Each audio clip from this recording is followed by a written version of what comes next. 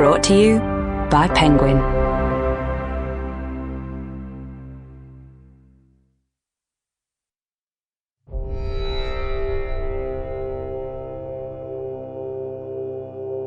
The Science, the new science of how to trust your instincts. Written and read by Tara Swart.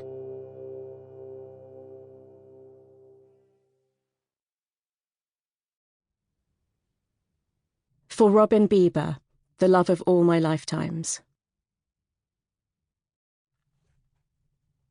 Preface: How I came to see my life in Technicolor.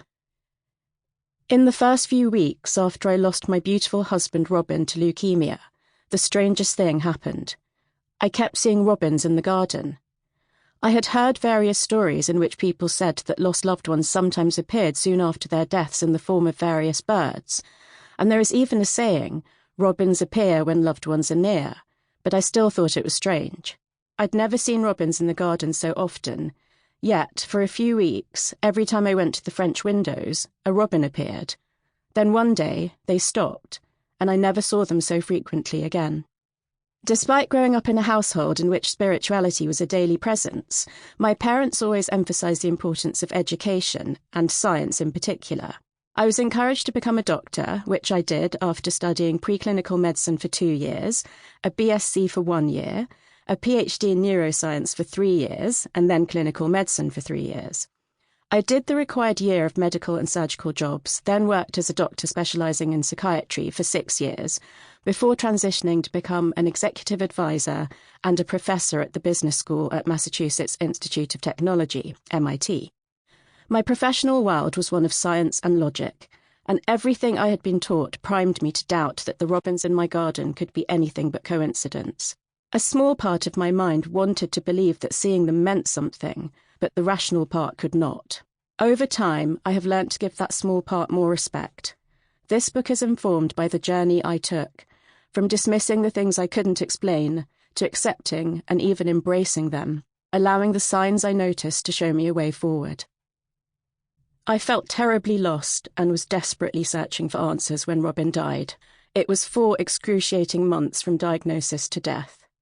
Despite my resilience and knowledge of neuroscience and psychology, I was not equipped to deal with the level of devastation when he actually passed away. I had believed that, with me, his loving wife, and a medic by his side, he would make it. This belief was based on his unconditional love for me and my ability to utilise the powers of visualisation and manifestation, skills that I had spent years developing with much success, and which I wrote about in my previous book, The Source.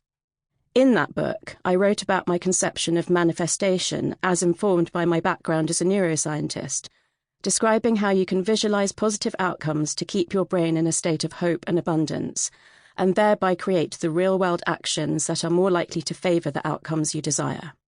I never allowed any level of doubt to creep into this unwavering belief, but he didn't make it.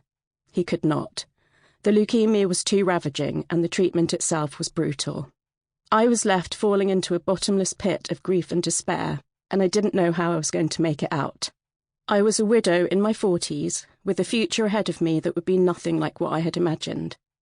I found myself struggling, with no idea of how I would cope day to day, let alone heal over time. Without him there, and with my worldview about love and abundance shattered. Despite my scepticism, I kept thinking about the robins. Then, about 6 weeks after Robin died, I was woken by an almighty thump on my shoulder at around 4 a.m. As my eyes acclimatised to the darkness, I saw Robin standing right next to my bed. He was becoming more and more solid, as though he was pushing himself through treacle to make himself seen. I was shocked and transfixed, and could sense the level of effort he was making. As soon as he became so fully formed that I could see the outline of his hair and face, he started to dissolve from the top down, and the last thing I saw were his shins and feet before he was gone, and I gasped out loud. As soon as I woke up again the next morning, I Googled, is it possible to see a deceased loved one? And the answer I found was that up to 60% of older people in grief experience visual hallucinations. I remember thinking how sad it was that something that felt so profound was... Sample complete. Ready to continue?